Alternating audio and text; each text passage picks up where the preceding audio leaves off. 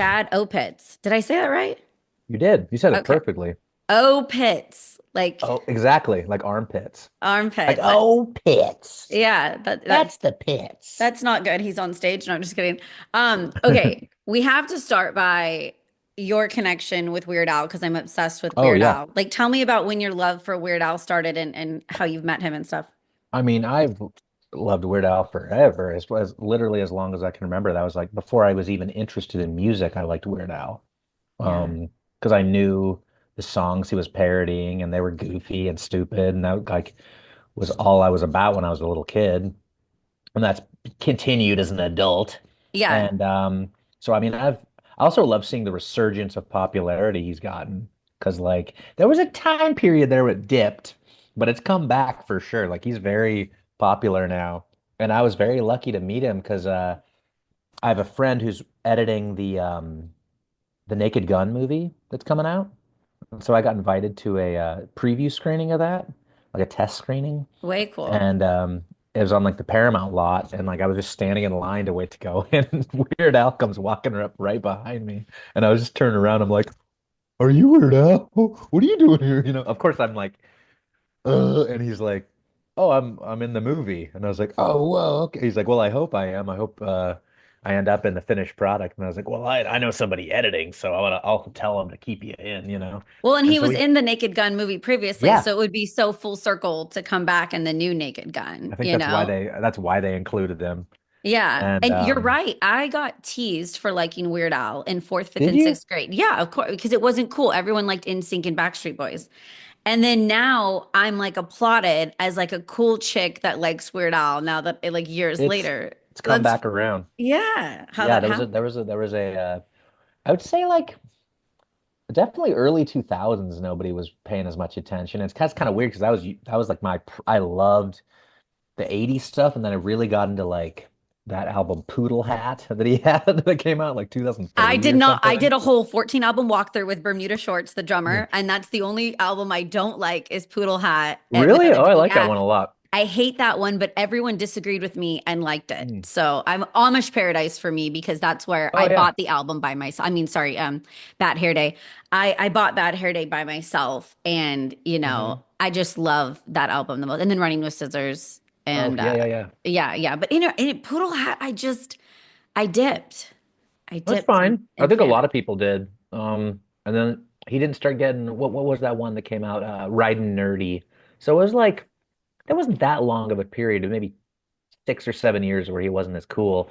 And then once that came out, like I went to the concert for that, and there were tons of people there, and he started doing more shows that were like in bigger because he was doing like Arenas, yeah. arenas and stuff. And like I went to go see him in the late 90s and early 2000s at like the county fair.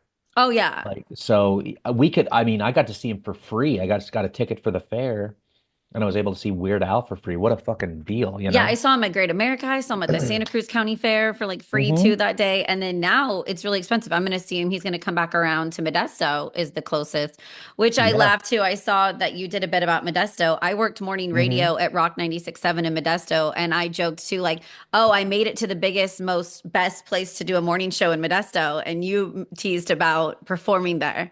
Yeah. I mean, it's an easy joke. A lot of Yeah. Bay Area people do that shit too, where they're like, "Oh my gosh," it's like a cheap, easy Yes. like gag, which I don't do. I mean, I definitely don't do that joke in LA because it's like no one knows what the hell I'm talking about. Yes. So, And everyone like in NorCal can tease Stockton, Modesto, but it's mhm. affordable living, affordable housing. Totally. What do you, by the way, so you're in the Bay Area, right?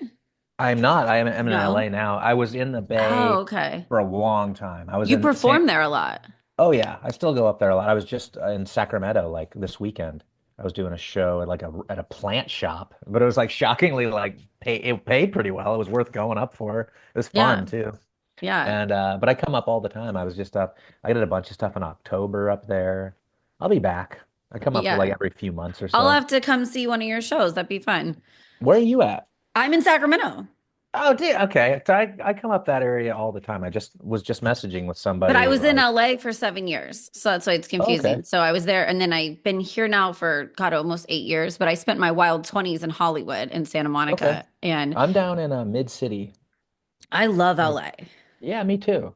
I mean, it's very exciting. I'm very glad I'm here. There's just so much going on. And What like, about I'm the a, fires though? I mean, are you near that was, anything that's affected or? I was, I'm close, but not like the only thing that was really bad was the air quality was really shitty for like a week or two. And it seems like it's good now because it's been raining, thankfully. That's been helping. And but I was about 8 miles east of the Palisades fires.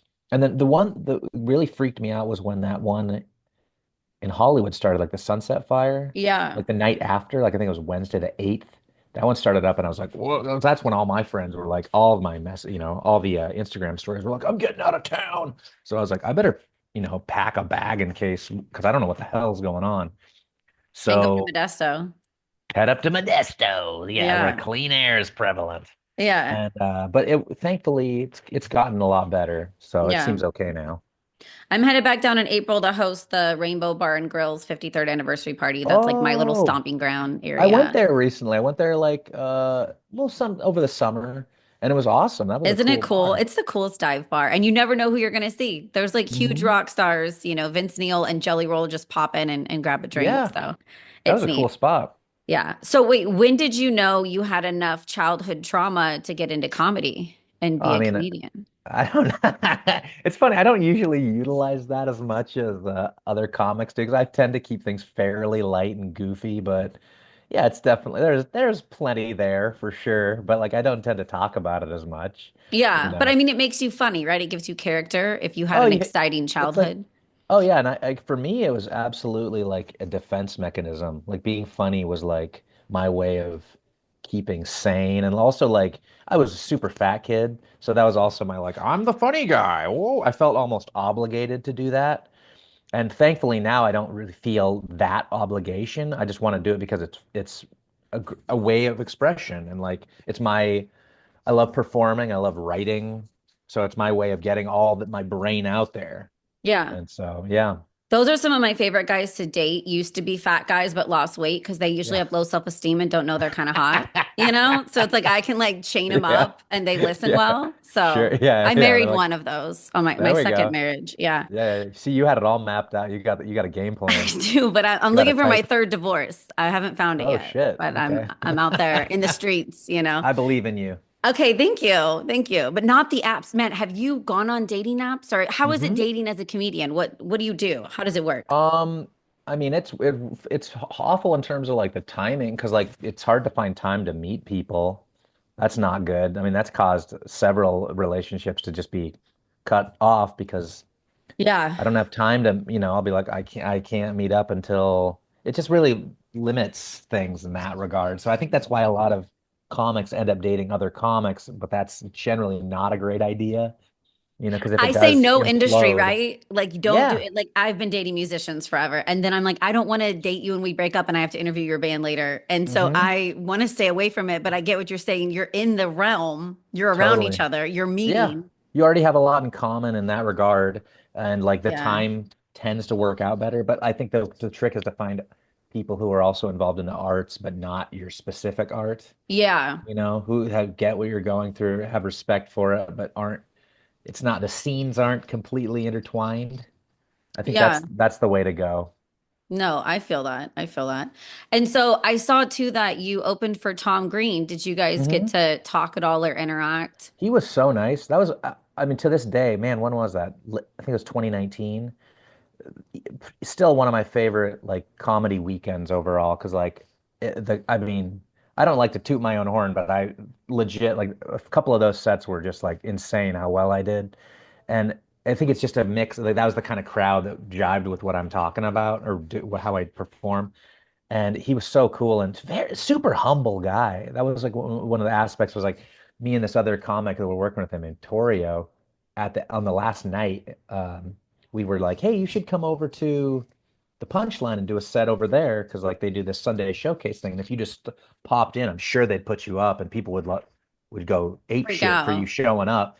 And he Yeah. was just like really? They would care that because I'm not a big deal anymore. Like, dude, everyone knows who Tom Green is.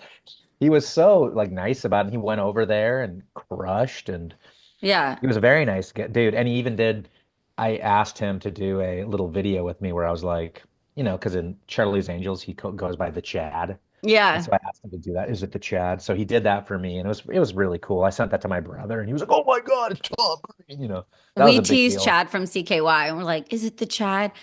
I Yeah, yeah. have something that ages me. Tom Green asked me out on a date from Oh, MySpace. He MySpace really? messaged me and we Oh, went on a date in LA and had an absolute blast. that's Just awesome. didn't go anywhere after the date, but he was Uh-huh. really, you're right, like more shy than Yeah, I he's thought he very would be. reserved. He's a Yeah. very quiet guy. You kind of got a sense of that. You definitely didn't get a sense of that in his MTV days, but when he had that he had like a talk show where it was like Tom Green's poolside chats or something, or like Tom Green's house, He something like created the that. podcast. I didn't realize until Yeah. a TikToker made it and it went viral that Tom Green, Joe Rogan's on his show and he's telling Hmm. Joe Rogan how to start a podcast. And I was Yes. like, how Yep. cool is that? Uh-huh. He He doesn't get really is enough the credit for OG. that. He needs to get more credit. And he's really funny. You've got to get his humor. You know how everyone has a different style of humor? His Oh can be yeah, so in your face that I think some people it can go over their head sometimes. totally. And like Yeah. that movie of his, Freddie Got Fingered. I remember when that came out at the time. I was just like, what the fuck am I watching? Because it's so like it's almost like if you watch like retrospective reviews of it now, people are just like, this movie is incredible in terms of like how much of like a fuck you it is to like the studio system and stuff like that. It's like, and just his humor's all over it. It's Yeah. very, very much his humor, and it's not for everybody. But rewatching it is like, oh man, there's so many things in this movie that I didn't understand before. And like, it's really nuts. The fact that he even was able to make it is kind of insane. Yeah, I So usually I like respect that him for that. niche underground. Maybe it bombs at the box office, and then I like it Hmm. later. Like True Romance, I'm a big fan of. Yeah, yeah, Of yeah. course, Rocky Horror, and I still love anything Todd Phillips does. I don't care what anybody says, but Oh yeah. I haven't seen the new Joker, but because I veered away from it just because some of the reviews were so scathing. But now I'm very interested. I had a couple friends who are like, you should watch it and make your own opinion because there's some people I've respected who are like, that's pretty good actually. So I yeah, need to check it out. it's from an artsy, different perspective, right? You can't go into it as just a dialogue film. There's so much Yeah. more going on. Mhm. So by the way, too, you're into acting. You said you've got a project you're working on right now. Like, just explain some of the acting or things you've done on film. I've done I don't do a ton of it, but I'm trying to do more in LA. It's kind of funny. The only consistent work I get down here is with this production company called Darman Studios, which are really like almost like modern day after school specials. They're these really like morality tales. They're kind of corny. They're corny. Yeah, but it's a And job, right? it's a You can. job. And the people that work on them are they know that. They know what they're making. And so it's fun to be on set with the people that are like kind of like this is corny as hell, but everyone's just trying to do their best and have fun doing it. And I think the best story of one acting role I got was like right before the pandemic. I got hit up to play young Francis Ford Coppola in an episode of that Billy Bob Thornton show, Goliath. I read, yeah, And that's cool. that was weird how that came about. Like I had a friend who did more acting. He was another comedian, and he was like, "Oh man, I just saw a casting call for young Francis Ford Coppola, and you should apply. Look at the picture they used, because in general, I don't think that I look that much like him, but that one picture they used, I was like, oh shit, I definitely see it. And so I basically kind of sent him a picture where I sort of posed the same, and like within a week, uh, I had wasn't even set up for the casting network thing. I made an account for that just to apply to that because my friend was like, you have to do it, and then I Did was you at already a have like a SAG-AFTRA card? Everything? no, I still don't. Basically get everything through like either word of mouth or like casting networks. And like down here in LA, I've even done a few things which were just like, oh, another comic told me that we should hit you up for this thing. Like I've got the thing that's out there by far the most right now is like a company called Kickoff. It's like a credit account thing. And that's all over Instagram. People keep sending that to me like, oh my God, you just popped up in my sponsored ads or whatever. And Okay. it didn't pay great, but I was like, it took like 3 hours. So I was like, oh, I was like, oh, I'm getting a lot of money for 3 hours. And then I'm like, it's all over the place. I'm like, oh, maybe I should have gotten some more money. That's honestly what I figured out in LA in my time in radio. It is some talent, but the majority of what I've seen is who you know and who you've Yeah. networked with. Because a lot of these projects, if people don't realize, are 20 people. It's 20 Hmm. friends that are producer, directors, or writers or Yep. buddies that keep putting their different friends in their projects.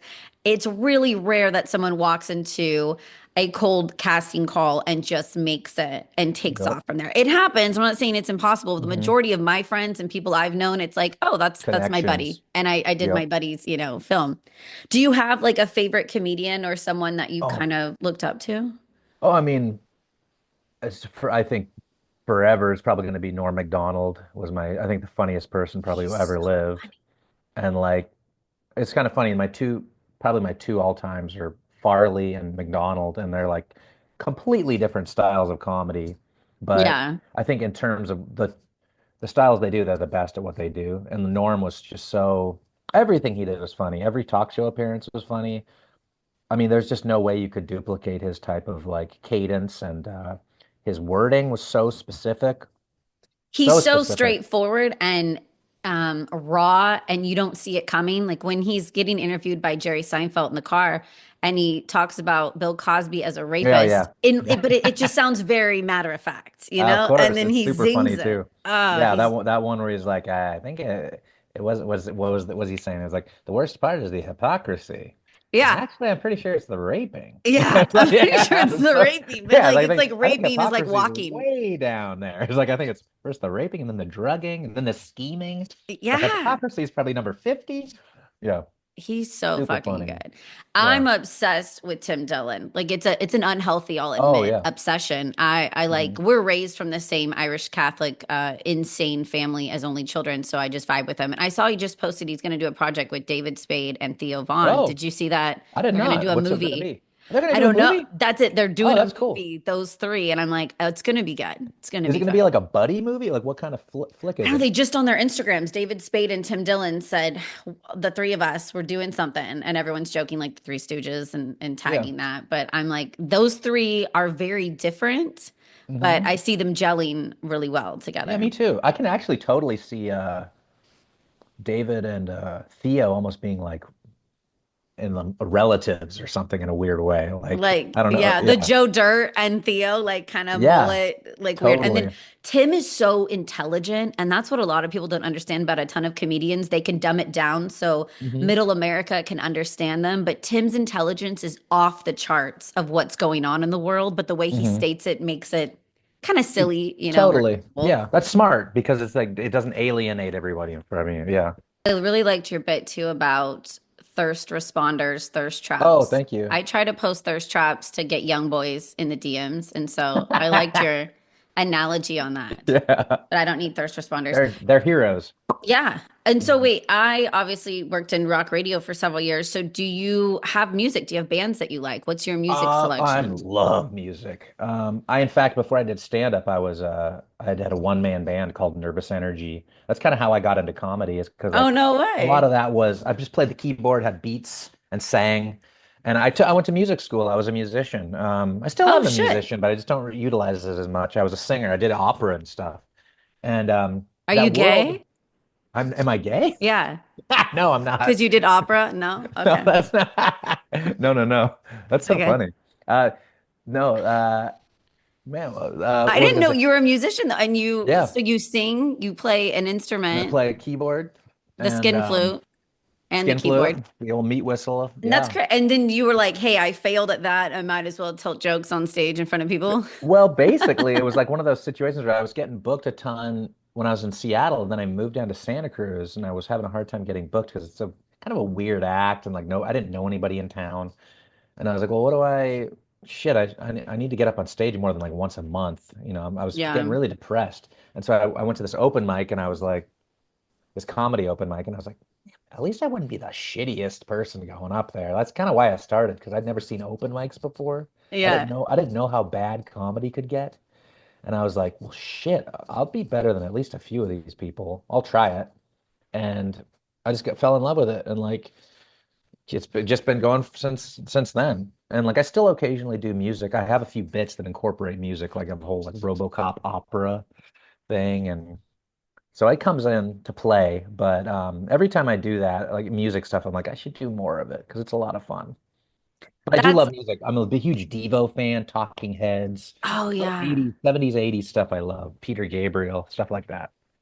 My hat's off to you comedians because I think it's really hard. Like I open shows, I host shows, and so I do a little bit of crowd play just to Yeah, make fun yeah. and tease people in the front. And that's fun, right? Off the cuff. I Hmm. don't have anything written down or outlined. Yeah. But I think it's harder what you guys do where you've got a basic, you can go off it for a little bit in crowd play, but you've got a Mm. whole bit that you've set up and you're trying Yeah. to make people laugh with it. I've wanted to try it for sure. It's in the back of my head, but I'm scared. Like, but you're Well, right. Some people suck. So like you could go on open yeah. mic and do okay. Well, it is also like when you go out hosting something like a music thing, people aren't expecting to laugh. So 100%. it's easier. So if you actually have something funny that you say, like it's gonna probably work. Yep. And like, but if the you go out there, you don't people don't know who you are, and the whole expectation is for them to laugh. They're kind of like immediately like, come on, what you got, you know? Yeah, that's a lot of So pressure. it is, and it's a whole different thing. When I was doing music, I would get less nervous. I get more nervous now with stand up because it's all on you. There's nothing that's like, you know what I mean? It's just like if they don't like something, you know immediately, and the response is like right then and there. Whereas with music, it's kind of like the response could be different. You know what I mean? Whereas Yeah, they with can comedy, warm they up you to want you. one thing. And yeah, they want you to be funny. And if they don't, yeah, vibe with you. You're right. When I buy a comedy club ticket, I'm like, okay, jester, make me Yeah, laugh, like yeah. clown. Yeah. And I could You see a have band and be like, I'm not really into the band, but I'm having a beer and talking to my friend. I guess you can't mhm. really talk during the comedian. That's No, rude. 100%. Yeah, it can't be background. Like Yes. music can be background, Mm-hmm. and comedy cannot be background. So it's like a completely different sort of Entertainment. attention and thing. You have to get everyone's full attention. So, and it's Were just you you like an fucking only talking. child growing up that was like, look at me, or No, I have one brother. We're very different, very different. I was definitely the goofy one. That's how I, you know, stayed sane basically. And but no, I wasn't I guess in that didn't really start happening until like a little later, like middle school. I became like the really I was the funny guy in middle school because I was initially homeschooled. oh, what a weirdo. I know. Yeah. And then like You were I went kind to of my fat and homeschooled. yeah, homeschooled and then Explains a lot. my mom taught a little Christian school. And so I was in Christian school for three Oh years and man, I hated it. you're fucked. And I You've know, and got a good character now, though, because I oh, grew up dude. religious in a strict background. Hmm. I wasn't And let out of the so, house, and then you go nuts sometimes. dude, as soon as I got into public school, I was like, this is amazing. And like Yeah, kids were fucking mean as shit, but like that's kind of, I was like, I gotta roll with this. And like I did enjoy the like freedom. I felt way more free to like be fun and silly there. yeah, that's cool. Hmm. Well, dude, thank you, Chad, so much for stopping by Steph's Rock Show, and I got to come out and Thank see you. one of your shows in You Sacramento do. at the Plant Shop next time. You're Yeah, at the Plant Shop. I should have hit you up because that was actually those were great. Those are really I funny know. shows. Okay, next time I'm gonna bug you or bug me, and I'm coming out, and I'll be like, Okay. make me laugh. No, no, I'm just kidding. Yes. No No, pressure. that's fine. Yeah, I'll do my damn best.